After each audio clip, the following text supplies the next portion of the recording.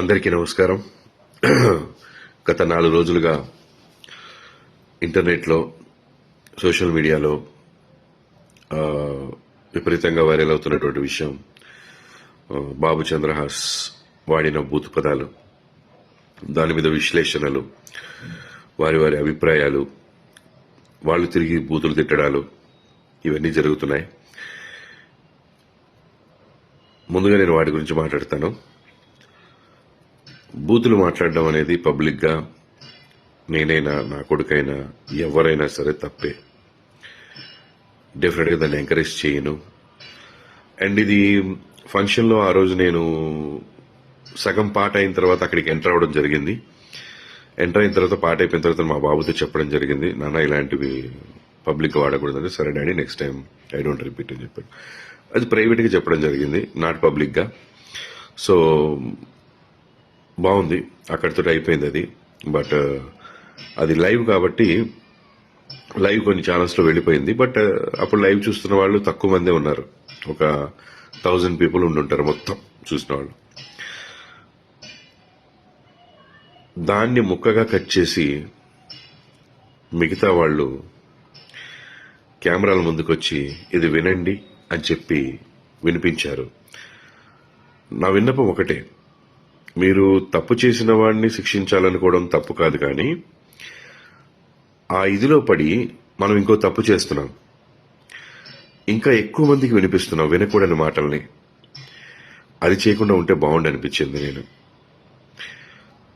Okay, మనం బాధ్యతగా ప్రవర్తించాలి అని అనుకున్నప్పుడు సమాజం పట్ల ఎక్కువ మందికి ఇది వినకూడదు, ఎక్కువ మంది ఇది వింటే పాడవుతారని ఫీల్ అవుతున్నప్పుడు దాన్ని తీసుకొచ్చి మళ్ళీ మనం వీడియో ముందు వినిపించడం అనేది అవసరం లేదు. దానికి లీగల్గా మనం ఏ యాక్షన్ తీసుకోవాలో తీసుకోవచ్చు, మనం ఎలా బుద్ధి చెప్పాలో చెప్పొచ్చు, ఇదంతా చేయొచ్చు. ఆ వీడియో చూపించి మాట్లాడడం ఒకటే కాదు, దాంట్లో 2-3 బూతులు ఉంటే మనం 20-30 బూతులు మాట్లాడుతున్నాం, 100 బూతులు మాట్లాడుతున్నాం. దయచేసి మేల్కోండి.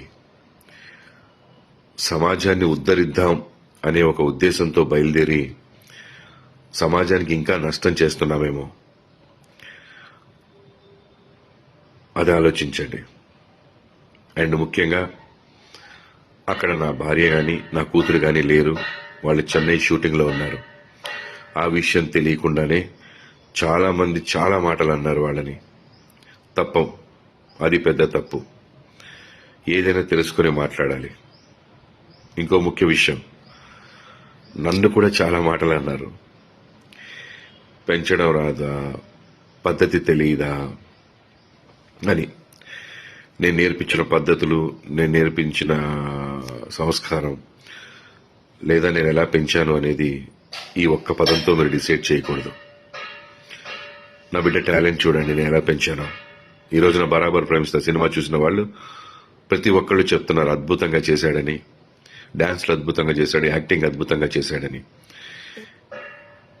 ఎంతో మెచ్యూరిటీ ఉన్న వ్యక్తిగా మాట్లాడుతున్నాడు అని. సో తప్పుని నేను సమర్థించట్లేదు, కానీ తప్పుని ఎత్తి చూపే పనిలో పడి మనం ఎక్కువ తప్పులు చేస్తున్నామేమో, సమాజానికి ఇంకా ఎక్కువ హాని చేస్తున్నామేమో అని అనుకుంటున్నాను. నేను ఒకటే చెప్పదలుచుకున్నాను, మా అబ్బాయి ప్రవర్తన ద్వారా కానీ మాటల ద్వారా కానీ ఎవరైనా ఇబ్బంది పడి ఉంటే వాళ్ళందరూ క్షమించమని అడుగుతున్నాను. ప్లస్ ఆ రోజు ఆ ఫంక్షన్కి నా మీద ప్రేమతో వచ్చినటువంటి జేడి చక్రవర్తి అన్న, ఆది సాయి కుమార్ గారు, జయంత్ పరాంజీ గారు, వీళ్ళందరూ కూడా నన్ను మన్నించమని నేను కోరుకుంటున్నాను. సారీ అన్న, మీరు నా ఫంక్షన్కి వచ్చినందుకు కొంత అవమానం జరిగింది, మీరు కూడా మాట పడాల్సి వచ్చింది. I'm sincerely sorry for that మీ అందరికీ. అండ్ డైరెక్టర్ గారు, ప్రొడ్యూసర్ గారు, వాళ్ళందరూ కూడా ఎవరు ఇందులో ఇన్వాల్వ్ అవ్వలేదు. సో ప్లీజ్ మాట్లాడేవాళ్ళు అన్ని విషయాలు తెలుసుకొని మాట్లాడండి. ఒక విషయం తెలుసుకొని మిగతా విషయాలన్నీ మాట్లాడకండి, లేదా దాని గురించి మాట్లాడండి. తప్పు లేదు, ప్రశ్నించడం తప్పు లేదు. ఇక్కడే స్టార్ట్ అయింది, ఈ రోజు స్టార్ట్ అయింది. ఇకపైన ఎక్కడ మనకి బూతులు వినపడకూడదు. దాంట్లో నేను కూడా మీతో తోడుగా ఉంటాను. తప్పకుండా మనందరం ఫైట్ చేద్దాం, ఇకపైన బూతులు లేకుండా. బరాబర్ ప్రేమిస్తా సినిమా చాలా బాగుందని ప్రజలు చెప్తున్నారు.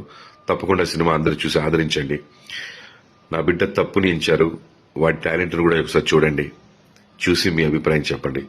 బరాబర్ ప్రేమిస్తా ఇన్ థియేటర్స్. అరే ఏ పిల్ల దాన్ని కన్నవ రెడ్డి మావా నా వల్ల అస్సలైతే లేదు రెడ్డి